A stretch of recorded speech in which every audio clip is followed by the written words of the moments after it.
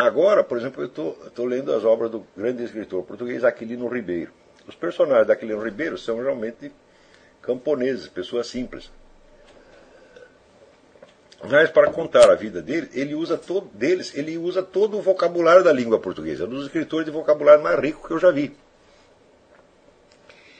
Se elas fossem contar a sua própria vida, não conseguiriam perceber em si mesmas o que ele está mostrando ali.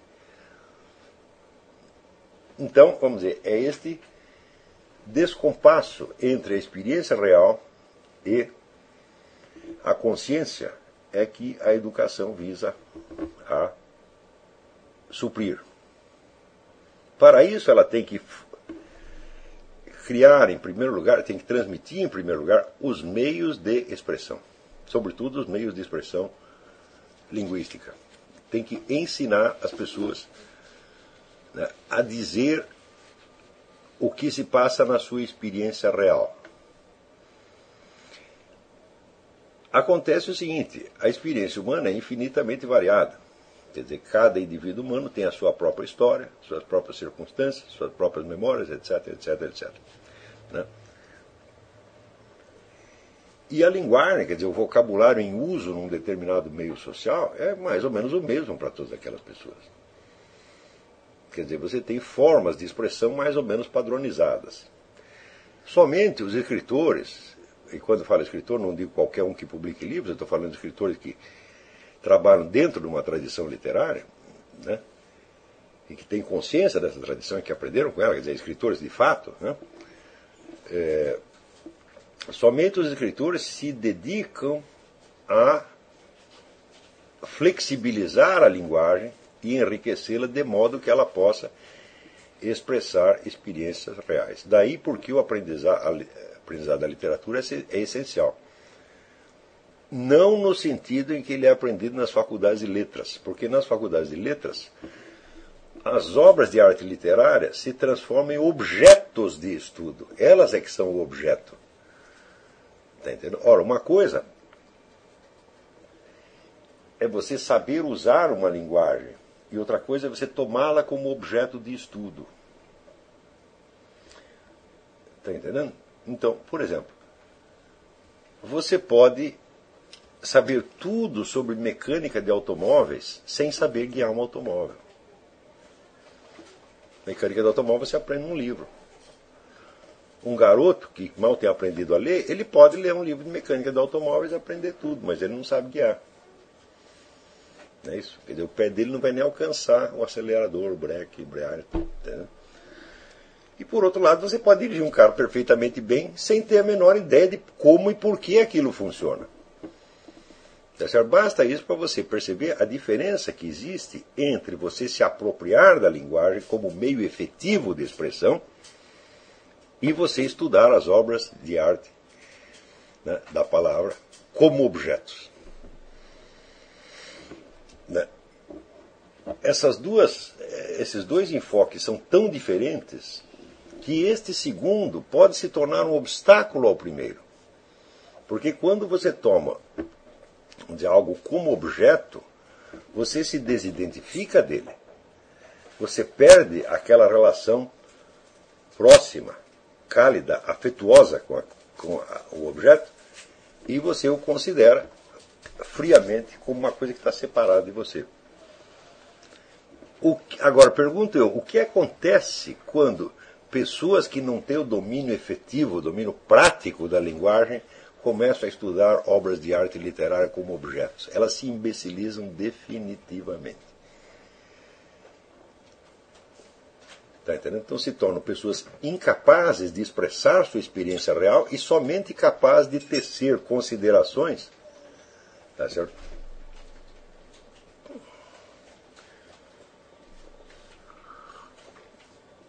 sobre objetos que elas não têm a menor ideia de para que servem.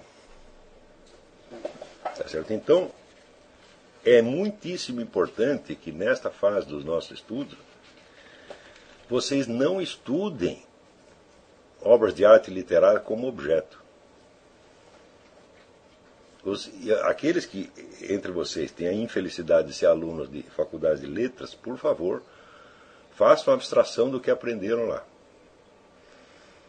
Tá certo? Vocês têm que tomar posse das obras de arte literárias como uma criança que está aprendendo a falar. Você vai ter que aprender a falar como esses escritores falam, de modo a você poder usar os instrumentos que eles criaram, usar os giros de linguagem, o vocabulário, tá certo? A sintaxe, tal, como um instrumento seu. O que você tem que aprender é a imitar esses escritores. Imite um, depois imite outro, depois imite outro, depois imite, vai imitando vários. Dessas várias imitações, tá certo? Você irá aos poucos compondo o conjunto de instrumentos expressivos que lhe interessa para os seus próprios fins. Está compreendendo?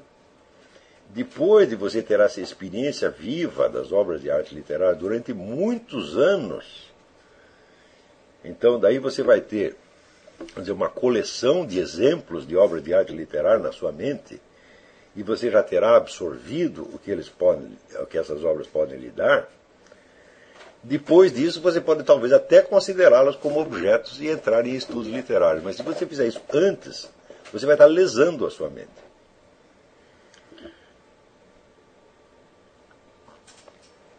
Do mesmo modo, os estudos de gramática. Você deve aprender a gramática imitando escritores, não estudando gramática. O estudo da gramática faz sentido depois que você tem o uso da linguagem, daí você vai analisar aquelas estruturas e dar o nome delas. Está entendendo? Então, eu digo para vocês, eu não aprendi nada de gramática até os 32 anos. E eu escrevia perfeitamente, de maneira inteiramente gramatical. Por quê? Porque eu tinha lido centenas de bons escritores e tinha assimilado todos aqueles truques de linguagem deles. Não eram bem truques, eram instrumentos expressivos.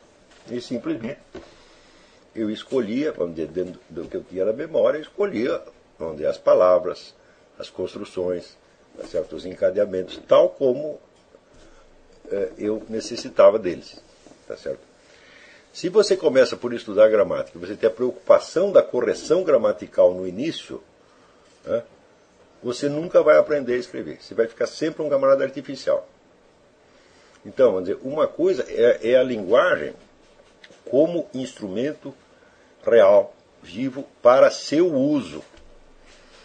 Outra coisa é a linguagem como objeto de estudo. A gramática toma, tanto a gramática quanto os estudos literários tomam a linguagem como objeto de estudo, não como objeto de uso. Está compreendendo? Porém, uma coisa que para você é só objeto de estudo e não objeto de uso é uma coisa morta, é uma coisa que não tem validade, não tem presença pessoal para você. Tá certo? Então, vocês vão ler os escritores com esta ideia de você aprender a expressar o que eles expressaram. De início, você vai ver que eles conseguem, eles usam uma linguagem pessoal para expressar algo que eles estão querendo dizer, algo que está na imaginação deles, ou na memória deles, ou no sentimento deles. Tá certo? Mas aos poucos, quando você tiver lido vários, você vai ver que esses esquemas servem para situações análogas, suas. Tá certo? Porém, a imitação é extremamente importante, porque é na imitação que você vai aprender, vamos dizer, a modular o tom conforme as necessidades expressivas. Eu recomendo que quando você começa a ler um autor, não em filosofia, mas em literatura, você leia de preferência a obra inteira dele, ou pelo menos as obras principais, justamente para assimilar esse estilo. De que você imite servilmente o modo dele escrever. Por quê? Porque depois você vai imitar outro que vai te libertar das limitações do primeiro, e outro, e outro, e outro, e outro, e outro, e outro. Quer dizer, os males da imitação serão corrigidos pela própria imitação. No fim, você vai ter um repertório tão grande, tá certo? Que você verá que você já não está imitando ninguém, você está escrevendo como você mesmo. Mas isto é uma coisa que deve acontecer naturalmente. Não tenha, portanto, essa preocupação de originalidade no começo. A originalidade na expressão literária é uma conquista e não uma obrigação. Você não tem obrigação de ser original no começo. Você será original se puder, quando chegar lá. Tá entendendo? Eu considero que este aprendizado literário é absolutamente fundamental para a filosofia. Por quê? Porque a filosofia se expressa também através de palavras e ela usa todos os recursos da expressão literária e mais alguns que a expressão literária não conhece. Por quê? Porque ela vai passar da simples expressão, né, à reflexão. Tá certo? E não somente a reflexão, mas a busca da verdade através da reflexão. Ou seja, todo o mundo da literatura é um mundo da expressão, está simplesmente expressando experiências. Não está especulando o que essas experiências significam universalmente. Por isso é que você não consegue tirar conclusões morais de uma obra de arte. De uma obra de arte literária. Você não consegue. Então,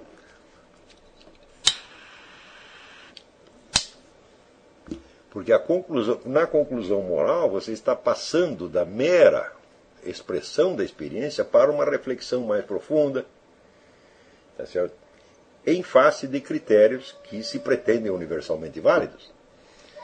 Se o romancista, o novelista, fosse parar para fazer isso, ele não ia poder acabar de contar a história, porque a mente dele ia se complicar de tal modo com questões teoréticas, não é isso?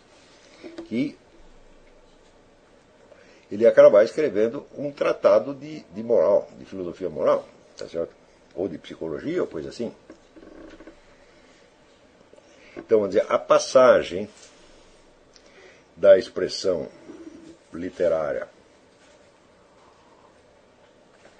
para a reflexão não é nem uma passagem direta. Você vê que na teoria dos quatro discursos existe o primeiro andar, que é a expressão da experiência, então é a poética. Existe um segundo andar, que é a retórica. Na retórica, você já não está mais falando apenas de universos possíveis. Aristóteles diz que as obras de arte literária contam não aquilo que aconteceu, mas aquilo que poderia ter acontecido. Não é isso?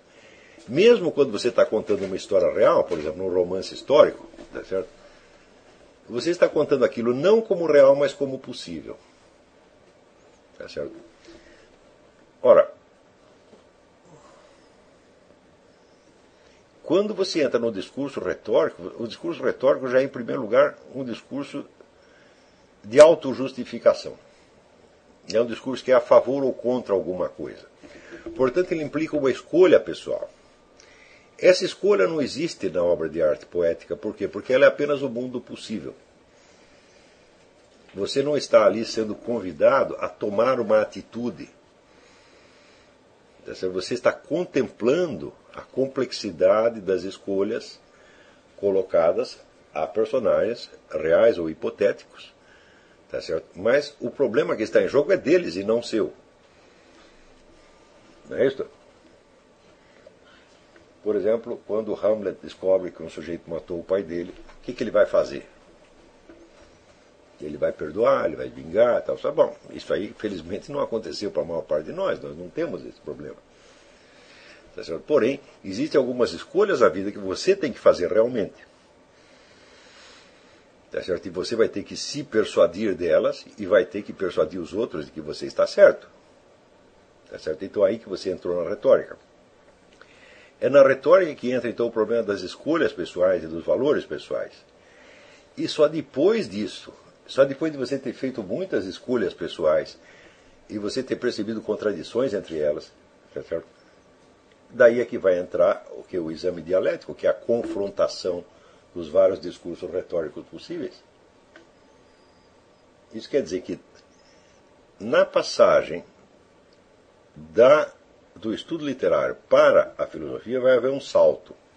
Este salto é dado através da retórica. Tá certo? Quer dizer que é o mundo das escolhas pessoais, é o mundo da vontade, é o mundo do poder, é o mundo da influência, tá certo? É o mundo da política, é o mundo da propaganda. Tá certo? Ora, portanto, este é um mundo que implica a mediação de toda a sociedade humana. Quando você decide agir assim ou assado em face de certas circunstâncias, você toma uma atitude pessoal e você a justifica, o que você está fazendo? Você está usando os valores que você imagina que o público em volta acredita como justificação para uma conduta especial sua. Então você está fazendo uma mediação, quer dizer, a sociedade, tal como você a concebe, está funcionando como mediadora entre a sua conduta e o público, ou o ouvinte para o qual você quer justificar aquilo. Tá certo? Também digo eu, se você não tem um certo domínio disto, você não vai chegar na reflexão. Tá entendendo? Quer dizer que a sequência dos 4 discursos é a sequência natural da educação humana. Quer dizer que primeiro você aprende a imaginar o mundo, né? Ou seja, você aprende a conquistar uma linguagem que seja suficientemente rica, ampla e flexível para dar conta da sua experiência real e simplesmente expressá-la, dizer o que está acontecendo. Em seguida, você entra na esfera das atitudes e escolhas pessoais, você entra na esfera do exercício da moralidade. Não é isso? Então é ali que surge o problema, vamos dizer, do certo e do errado, do preferível e do preterível, não é certo? Do melhor e do pior, não justificados em termos abstratos e universais, mas usados como legitimação das suas próprias ações e das suas próprias escolhas.